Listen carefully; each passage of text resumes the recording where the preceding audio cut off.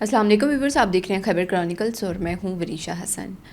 لکی مروت میں police system کیوں کمزور ہے اور دیکھا جائے پولیس نے ریاست کے اندر ریاست بنا رکھی ہے، اسی حوالے سے بات کریں گے کہ امن کمیٹی جو بنائی گئی ہے، امن کمیٹی کے نام پر پولیس آخر کر کیا رہی ہے۔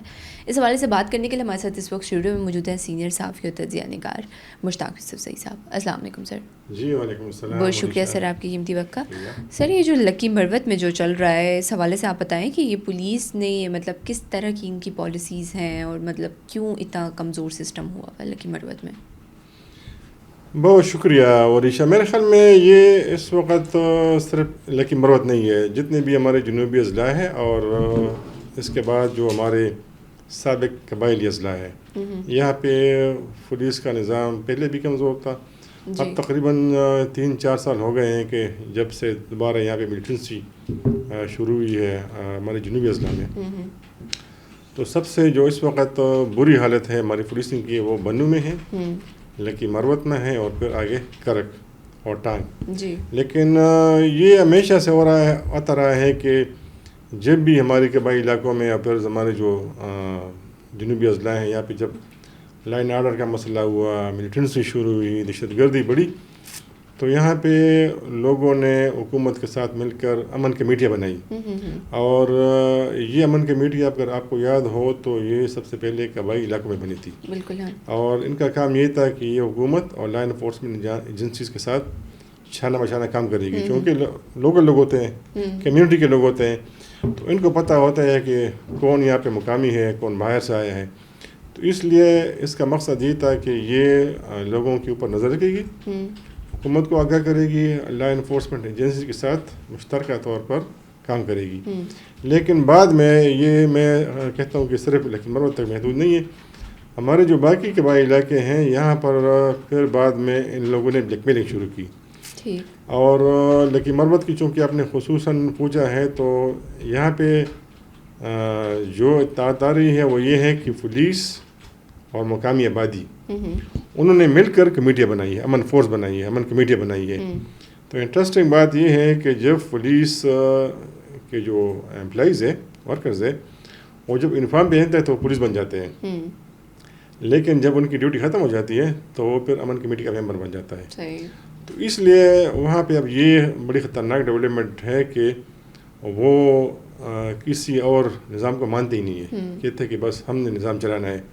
ایسی بھی اطلاعات ہے کہ کچھ پولیس کے جو لوگ تھے ان کے بارے میں اطلاعات تھی کہ یہ سرپسند عناصر جو ہے یا اسمگلرز یا وہ لوگ جو غیر قانونی سرگرمیوں میں ملوث رہے ہیں وہ بھی ان میں شامل تھے۔ تو اب جو عام لوگ ہیں بیچارے پولیس فورس میں، ظاہر ہے سب تو اس طرح نہیں ہوتے، یا جو عام لوگ ہیں عوام، ان کے اوپر کافی اعتماد ہوتا ہے کہ ہماری پولیس فورس ہمارے ساتھ ہوں گے تو ہم بہتر طریقے سے لکی مروت کی یا باقی جو علاقے ہیں ان کی امن کو ہم بہتر بنائیں گے۔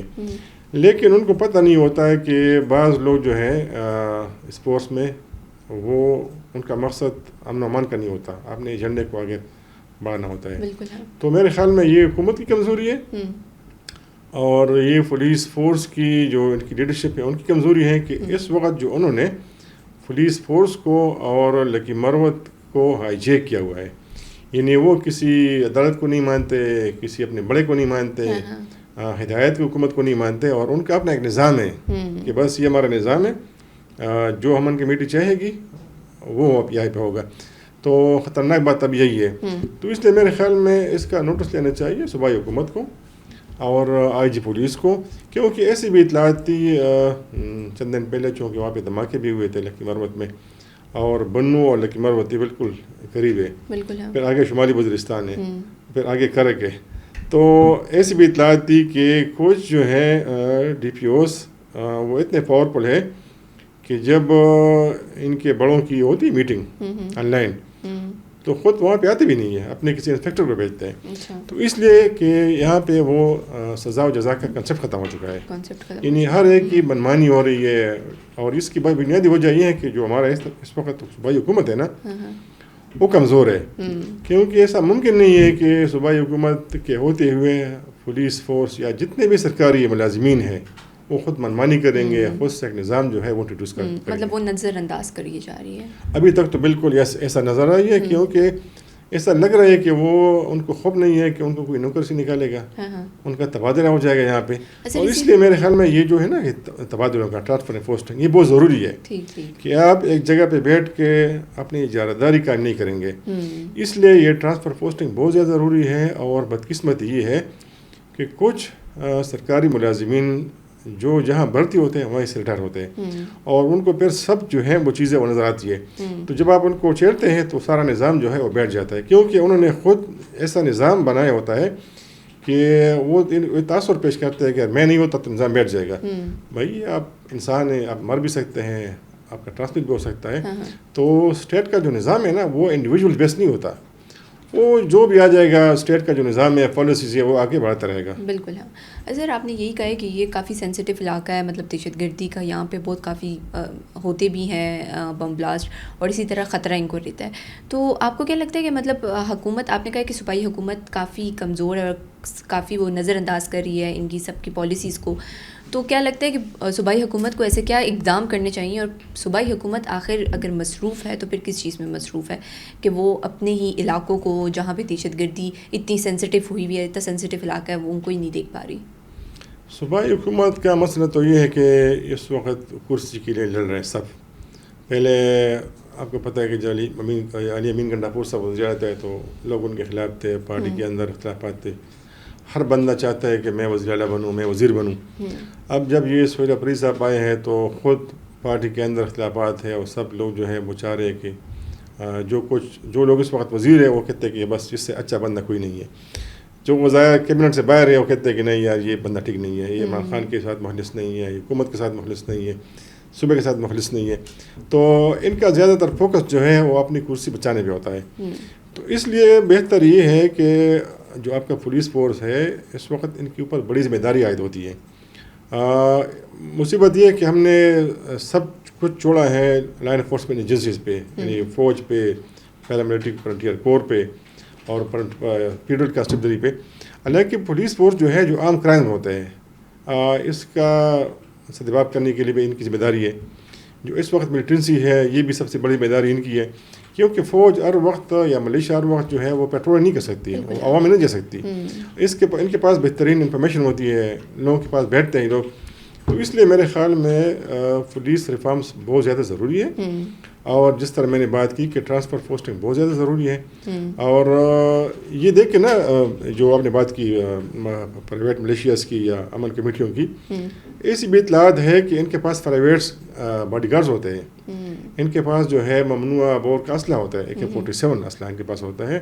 اچھا, یہ جو ہمارا علاقہ ہے جنوبی اضلاع جتنے بھی ہیں یہاں پہ اس وقت یہ نان کسٹم پیٹ گاڑیاں جو چلتی ہے ممنوع ہے. صرف ملکن جو ہمارا ریجن ہے وہاں آپ استعمال کر سکتے ہیں, لیکن یہاں پہ جتنے بھی امن کمیٹی کے ممبرز ہیں زیادہ تر کے پاس نان کسٹم پیٹ گاڑیاں ہوتی ہے. جی ہاں, کالی شیشیوں والی. اچھا, ان کے پاس ممنوع بور کا اسلحہ ہوتا ہے. تو اس لیے میرے خیال میں چونکہ پاکستان کو اور اسپیشلی ہمارے صوبے کو, ہمارے جنوبی اضلاع کے لوگوں کو ملیٹنسی کا, دہشت گردی کا سامنا ہے.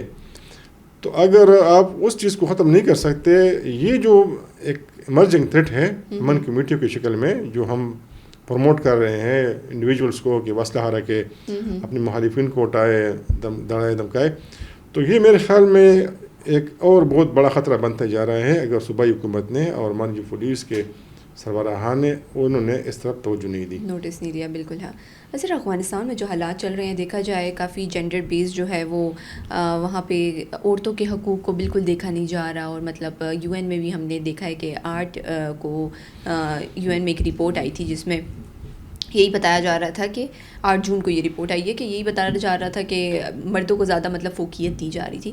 اس حوالے سے آپ کیا کہیں گے؟ جی بالکل, یہ بہت اہم سوال ہے آپ نے پوچھا ہے.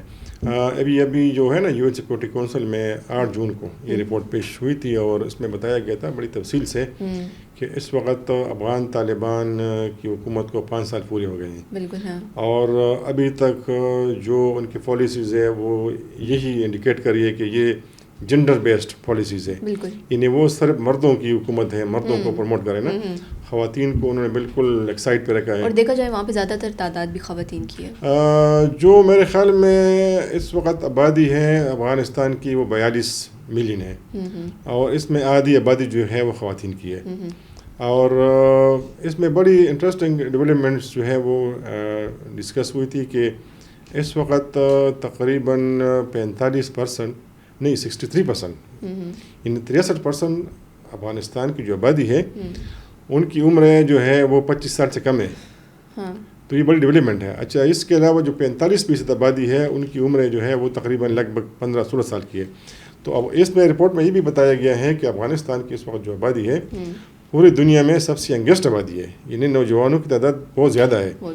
لیکن اس میں جو سب سے خطرناک بات وہ یہ ہے کہ افغانستان میں اس وقت جو ہے آدھی سے اب جو آبادی ہے تقریباً 42 لاکھ گرلز, یعنی خواتین, بچے, ان کو انہوں نے محروم رکھا ہے تعلیم سے. یعنی پرائمری تعلیم سے آگے مکمل پابندی ہے بچوں کی, بچیوں کی, لڑکیوں کی. اور اس سے پہلے 2020 تک کافی اچھی ڈیولپمنٹ تھی. تقریباً 35 لاکھ خواتین, بچیاں وہ اسکولوں میں تھی, یعنی پرائمری سے آگے, وہ کالجز میں تھی, اور وہ یونیورسٹیز میں تھی.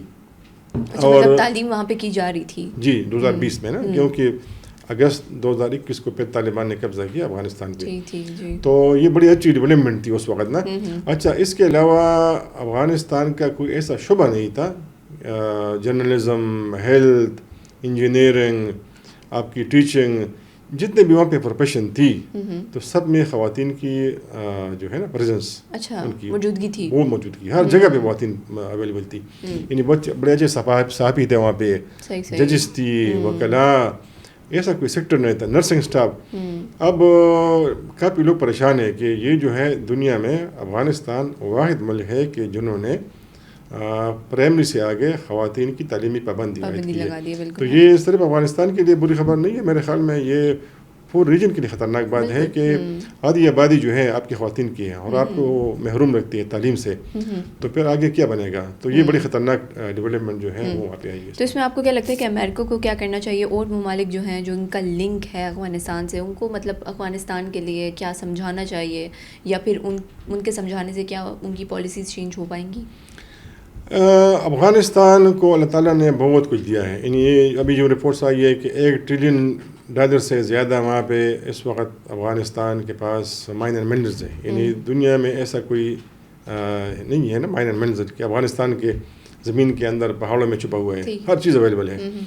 لیکن اس کے لیے ضروری ہے کہ آپ کے پاس ایسی لیڈرشپ ہو کہ دنیا کے ساتھ برابر کی بنیاد پہ کام کرے, لوگوں کو انکریج کرے کہ آئے آپ کی ہیلپ کرے. یہ آپ کی مثال دیتا ہوں نا عربوں کی. یعنی 1935 سے پہلے عربوں کی کیا حیثیت تھی, بیچارے بہت غریب تھے, بنیادی سہولیات سے محروم تھے. یہ جب تیل وہاں پہ پیدا ہوا تو ان کے پاس تو وسائل نہیں تھے نا, تو اس لیے جب انہوں نے باہر کے لوگوں کو لایا, تیل نکالا گیا, تو آج عربوں کی کیا جاتے. یہی مثال میں کہتا ہوں کہ ہماری بھی ہے, خیبر پختونخوا کی بھی ہے, اسپیشلی جو ہمارے جنوبی اضلاع ہیں. یہاں پہ اللہ تعالیٰ نے بہت کچھ دیا ہے, لیکن ہماری بدقسمتی ہے کہ نہ خود ہمارے پاس اتنے اسکلز ہیں, نہ وسائل ہے. وسائل تو اللہ تعالیٰ نے دیے ہیں, یعنی تیل بھی ہے, گیس بھی ہے, مائنر منرلز بھی ہے, ہر چیز اویلیبل ہے. لیکن وہ جو انوائرمنٹ اس وقت ہم نے بنایا ہے کہ ہم کسی کو مانتے ہی نہیں ہیں.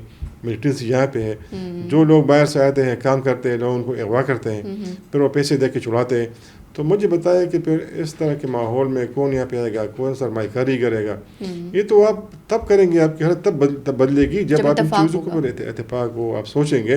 تو افغانستان میں اس وقت جو ہے بدقسمتی یہ ہے کہ اس وقت جو صورتحال بن رہی ہے, تو میرا نہیں خیال کہ اچھا آپ نے کہا کہ کون اس کو چینج کر سکتا ہے, تو امریکہ اس وقت ان کو پنڈ کر ہے.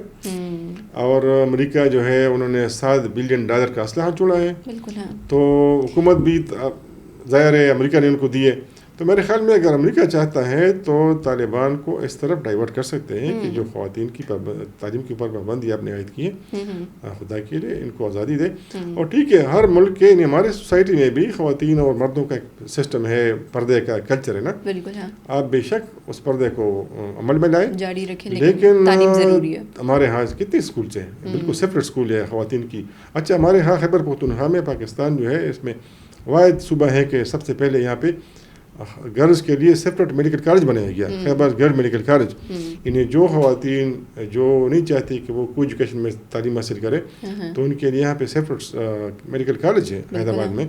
تو وہ ساری چیزیں آپ کر سکتے ہیں اگر آپ انٹرسٹڈ ہیں اور آپ کو اس ملک کے عوام کی فکر ہے. بالکل ہاں, بہت شکریہ مشتاق سر آپ کا. یہیں پہ ہماری پوڈ کاسٹ کا اختتام ہوتا ہے. اپنی رائے کا کامنٹ سیکشن میں ضرور کیجیے. ملتے ہیں اگلی پوڈ کاسٹ میں نئے مہمان کے ساتھ, نئے سوالات کے ساتھ. تب تک کے لیے اللہ حافظ.